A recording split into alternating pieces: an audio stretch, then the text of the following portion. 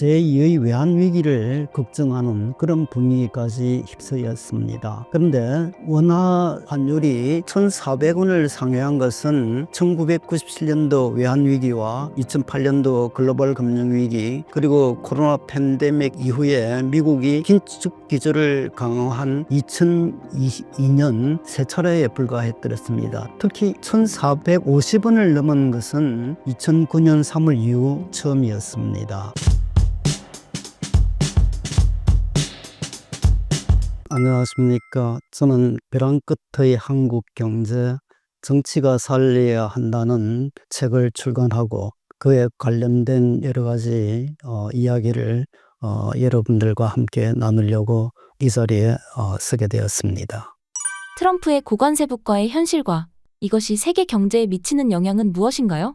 미국의 제47대 대통령으로 당선된 트럼프는 지난 1월 제2기 임기를 시작하면서 미국의 무역 적자 완화와 세수 정대를 위해서 관세는 가장 아름다운 용어 Tariff is the most beautiful word라는 용어를 구사하면서 고관세 정책을 지금 추진해 오고 있습니다. 지금까지 구사 중인 관세 정책은 크게 네 가지로 분류할 수 있는데요. 첫째는 취임 직후 꺼낸 국가별 관세입니다. 비록 펜타닐 유입 금지를 명분으로 내세우긴 했지만 북미 자유협정, 즉 USMCA죠. 회원국인 캐나다와 멕시코에 대해서 25%의 관세를 부과했습니다. 그리고 같은 날 중국에 대해서는 기존 관세에 10%의 관세를 추가로 부과를 했습니다. 그리고 두 번째로는 미국에 들어오는 모든 외국산 제품에 대해서는 기본적으로 10%의 관세를 부과하는 보편적 관세를 들 수가 있겠습니다. 그리고 세 번째로는 국가별 무역 균형을 맞추기 위해서 미국의 무역 흑자가 큰 57개 국가에 대해서 10에서 50%의 관세를 차등화하는 상호 관세 제도가 있습니다.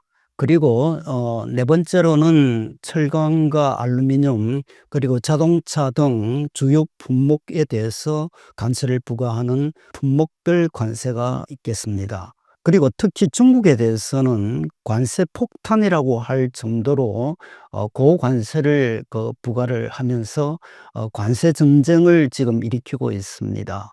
기존 관세에 두 차례에 걸쳐서 10%씩 총 20%를 추가로 관세를 부과하고 있고요.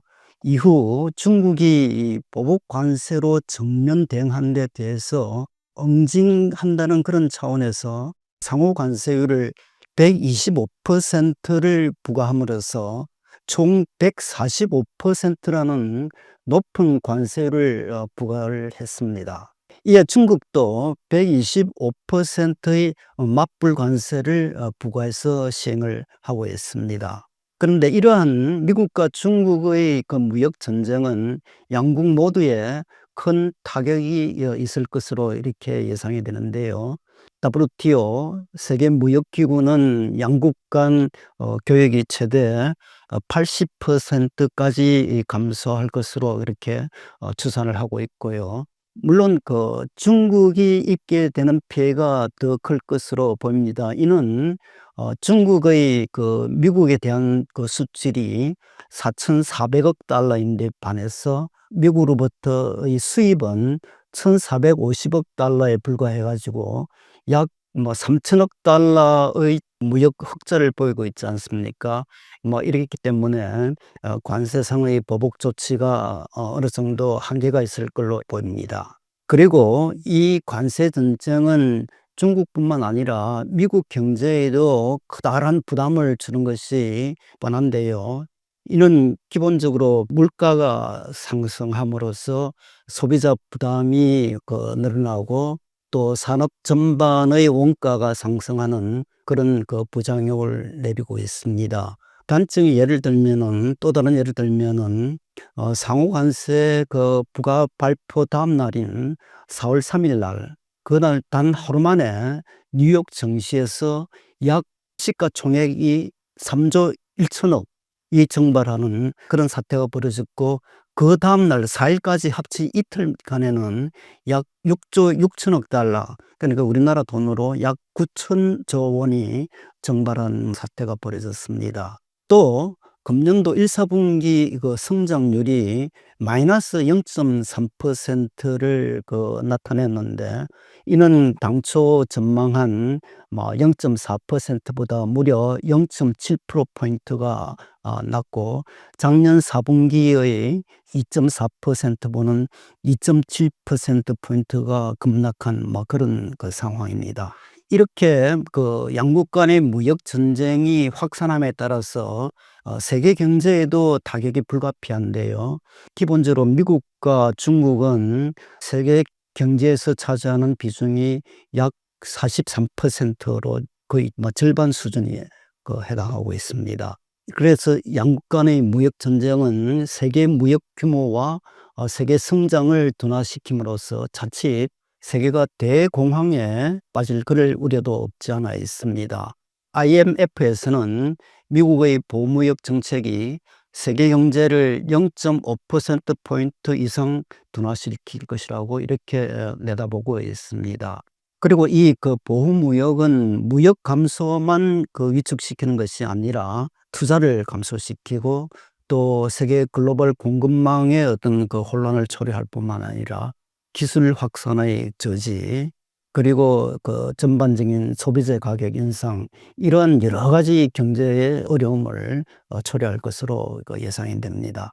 또 실물 경제뿐만 아니라 세계 금융시장에도 커다란 불안 요소로 그럴 가능성이 있습니다. 이에 트럼프는 중국 관세를 제외하고는 나머지 대부분의 관세는 유예 또는 예외 조치를 발동을 했는데, 우선 캐나다와 멕시코에 부과한 25% 관세는 시행 하루 전날 30일간 그 위에 추가로 또 연장이 됐습니다만 유예를 했고, 또 4월 초에 전 세계를 들썩이게 만들었던 상호 관세도 90일간 올해 7월 8일까지죠. 유예를 시켰습니다. 그리고 스마트폰과 컴퓨터 등 전자제품에 대한 관세는 아예 면제를 해버렸고요. 그리고 자동차 부품에 대한 관세도 자동차 가격의 10 내지 15%에 해당하는 금액만큼을 올해와 내년도 2년간 한시적으로 면제를 하는 그런 조치를 내렸습니다. 아울러 미국과 양국 간의 협상 분위기도 지금 이제 점차 높아지고 있습니다. 보도에 의하면은 금주 중에 스위스에서 또 양국 간에 협상이 있을 거로 이렇게 보도가 나왔고요.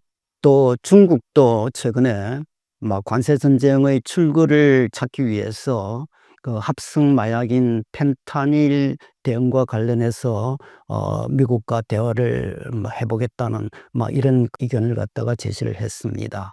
물론 양국 간의 깊은 불신과 기술 패권 경쟁을 위해서 실질적인 합의가 어렵다는 견해도 만만치 않습니다. 이는 이제 근본적으로 중국과의 무역 불균형이 아까 이야기했지만 약 3천억 달러가 나는 만큼 이것이 잘 해소되지 않으면 무역 전쟁이 불가피할 것 같고, 또 기술 분야에서 경쟁과 갈등이 아주 심각한 그런 상황이죠. 미국은 중국의 첨단 기술 발전을 국가 안보 위협으로 이렇게 간주하고서 인공지능과 반도체 등 핵심 분야에 대한 중국에 대한 수출 규제를 강화를 하고 있습니다. 이에 대해서 우리나라는 어떻게 대응해야 한다고 보시나요? 한국은 미국으로부터 큰 폭의 무역 흑자를 나타내고 있기에 앞으로 상당한 미국과의 통상 마찰이 초래될 것으로 예상이 됩니다. 작년만 해도 우리나라는 미국에 대해서 약 660억 달러의 흑자를 내밀어서 제8대 대미무역 흑자국이었습니다. 이 통상 마찰이 이견되는 걸 이제 예상을 해보면은, 기본적으로 우리나라 상호 관세율을 매길 때에 25%로 일단 매겼더랬습니다. 이는 EU의 20%, 그리고 일본의 24%보다 그 높은 수준이기 때문에 우리나라에 대해서 좀 더 통상마찰이 심화될 걸로 이렇게 예상이 되고 있고요. 또 북미 자유협정 USMCA가 사실상 그 무력화 지금 된 그런 상황이기 때문에 이런 점을 감안할 때 한미 FTA도 재협상이 불가피할 것으로 이렇게 예상이 됩니다. 사실 한미 FTA는 굉장히 큰 실효성을 가진 그런 그 FTA였는데 이로 인해서 우리나라의 관세는 뭐 거의 제로에 가까운 0.03%에 불과했기 때문에 굉장히 우리한테 그 유리한 그런 그 FTA였습니다만 이것이 재개정될 가능성이 큽니다. 또 미국이 중국에 대해서 기술 제재를 크게 강화시켰기 때문에 이 과정에서 우리가 중국에 대한 중간재 수출을 하는 데 상당히 타격을 볼 것으로 이렇게 예상이 됩니다. 또 사실 그 방위비도 이제 무역과 연계함으로써 뭐 기존에 그 타결된 그 금액의 약 9배에 해당하는 100억 달러를 지금 요구하고 있는 그런 상황에 있습니다. 이와 함께 그 중국도 우리에 대한 그 무역 규제를 대폭 강화할 것으로 예상이 되는데 우리가 친미 행보를 보일 경우 과거 한한령이라고 있었지 않습니까? 그와 같은 사례처럼 아마 즉시 보복을 할 걸 우려가 있고 또 중국은 우리와 산업 구조와 전략 산업 분야가 거의 일치하는 그런 그 상황입니다. 그래서 우리에게는 더 중국과의 무역이 어려워질 경우에는 더 큰 타격을 받을 가능성이 있습니다. 특히 중국이 자원을 무기화할 경우에는 그 자원이 부족한 우리로서는 어려움을 크게 볼 것으로 이렇게 예상이 되고 있고요. 이런 그 상황에서 대외 의존도가 높은 한국 경제는 매우 어려울 것으로 예상이 되는데 우리나라의 경우 수출이 경제 성장률의 약 80%를 기여를 하고 있습니다. 그리고 미국과 중국에 대한 수출 비중이 약 40%를 차지하고 있습니다. 이런 상황에서 미국이 보편 관세를 부과하고 주요국이 중국 등 주요국이 맞대응할 경우 우리나라 수출은 최대 약 450억 달러 그리고 GDP는 0.3에서 0.7% 정도가 감소하는 거로 대외경제연구는 그렇게 분석하고 있습니다.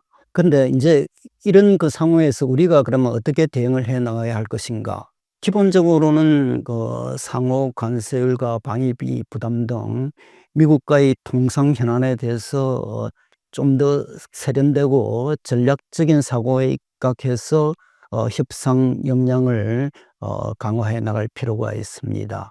우선 무엇보다도 미국과의 우호적 관계는 앞으로 한층 더 강화해 나가야 할 것입니다. 왜냐하면 미국은 경제뿐만 아니라 안보 측면에서도 여전히 가장 중요한 우방이기 때문입니다. 그래서 무역 수지 흑자 규모의 조정을 위해서는 미국으로부터의 에너지 수입을 정대한다든지 그리고 대미 투자를 늘리기 위해서는 멕시코 현장에 있는 공장을 미국으로 이전하는 방안 이런 것도 강구가 되어야 할 것 같습니다. 또 수출 시장도 좀 더 다변화해 나가야 할 것인데 기본적으로 중국과 아시안 시장이 지금 미국과 일본에 비해서 훨씬 더 큰 비중을 차지하고 있습니다.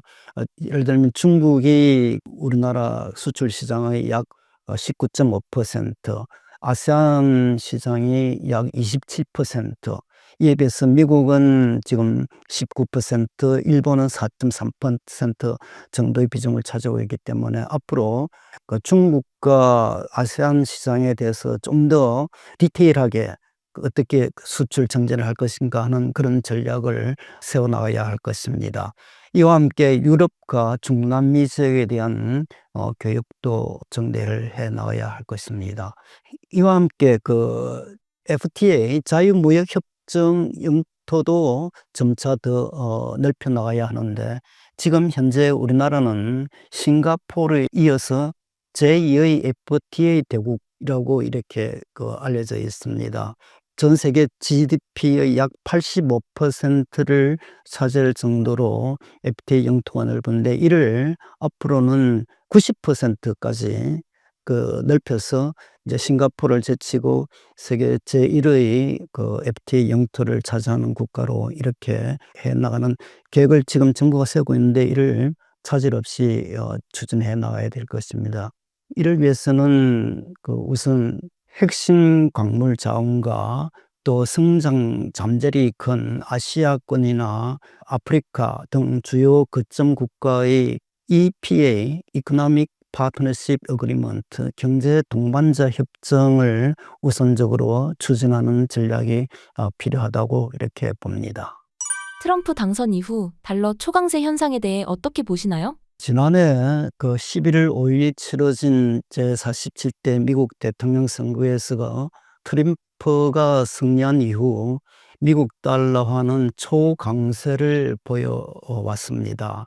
이는 고율의 관세 부과와 미국 우선주의 정책 추진이 세계 경제의 불확실성을 증대시켰기 때문입니다. 그래서 안전자산인 달러에 대한 수요가 확 몰리면서 달러가 강세를 나타냈는데 당시 엔 달러 환율이 약 155엔을 상회를 했고 유로화는 거의 동등한 수준인 페르티에 근접하는 그 정도로 달러가 강세를 보였습니다.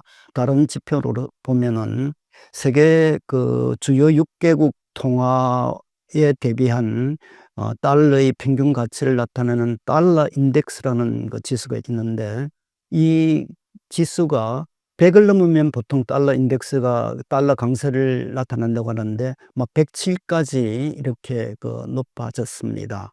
특히 원화 환율은 더 큰 영향을 받아가지고 급등해가지고 달러당 1,500원 선에까지 육박하는 그런 상태에 이르면서 우리는 제2의 외환 위기를 걱정하는 그런 분위기까지 휩싸였습니다. 그런데 원화 환율이 1,400원을 상회한 것은 1997년도 외환위기와 2008년도 글로벌 금융위기 그리고 코로나 팬데믹 이후에 미국이 긴축 기조를 강화한 2022년 세 차례에 불과했더랬습니다. 특히 1,450원을 넘은 것은 2009년 3월 이후 처음이었습니다.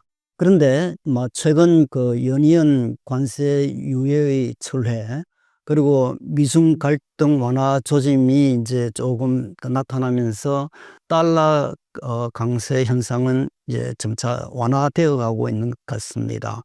아까 달러 인덱스가 107 정도에 이르렀다고 하는데 지금은 100선에서 등락을 하는 그런 모습을 보이고 있습니다. 물론 원달러 환율도 떨어지긴 했지만은 여전히 1,400원 선에서 등락을 보이고 있고 특히 최근에는 이 원달러 환율의 변동성이 굉장히 커지는 그런 모습을 보이면서 여전히 불완전한 외환 시장을 나타내고 있습니다. 예를 들면은 그동안에 1,480원 이 정도까지 있던 달러 환율이 최근에 5월 2일이죠. 5월 1일에는 하루에만 해도 약 45원이 떨어졌고 또 오늘은 또다시 1,430원까지 오르는 이런 늘뛰기 환율 장세가 이어지고 있는 그런 불안정한 모습을 보이고 있습니다. 근데 기본적으로 트럼프는 미국 기업의 경쟁력 강화와 무역 수지 개선을 위해서 약달러와 저금리 현상을 선호하고 있습니다.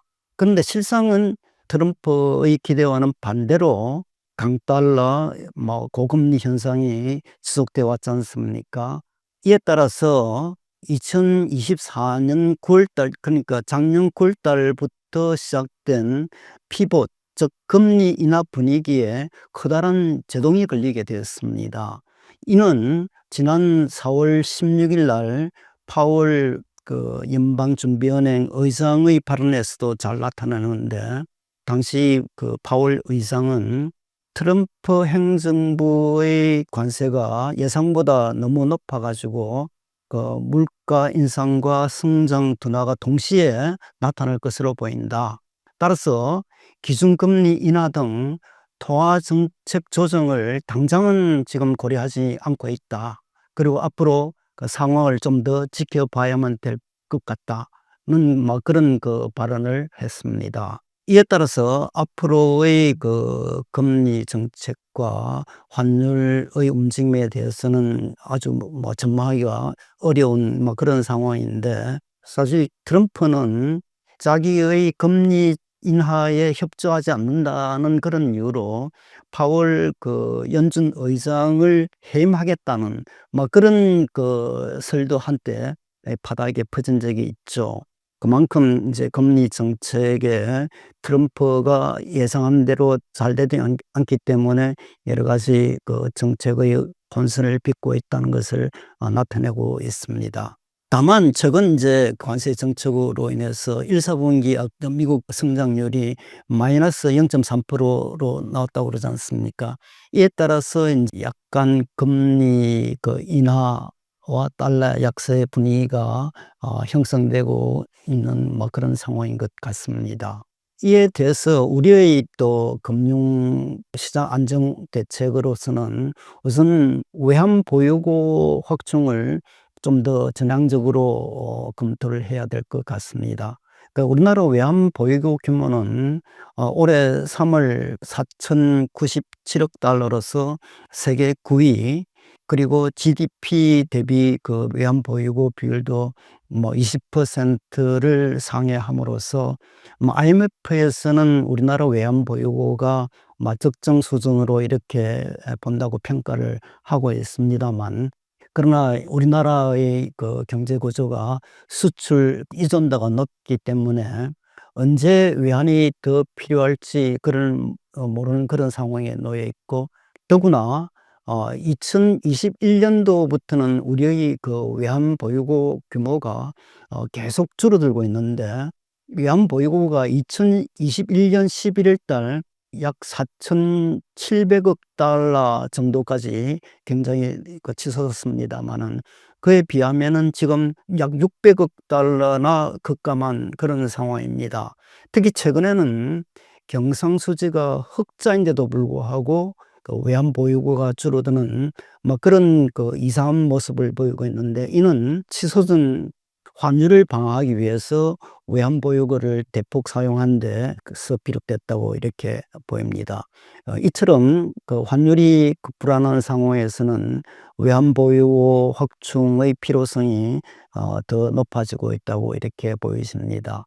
또한 통화스왑이라는 것은 그 서로 다른 통화를 미리 약정된 환율에 따라서 일정한 시점에서 상호 교환하는 그런 외환 거래를 의미하는데, 이는 환율과 금리 변동에 따른 리스크를 해정을 하고, 또 외화 유동성 확충을 통해서 외환 그 시장을 안정화시키는 그런 역할을 합니다. 지금 현재 우리나라는 중국, 일본, 호주, 캐나다 등 주요 국가 그 통화수업을 처리를 하고 있습니다만, 가장 중요한 그 미국과의 통화수업은 이미 그 기한이 만료가 돼 가지고 더 이상 미국과의 그 통화수업이 발효되고 있지 않는데, 이를 다시 재체결하는 그런 그 방안도 강구가 되어야 할 것 같습니다.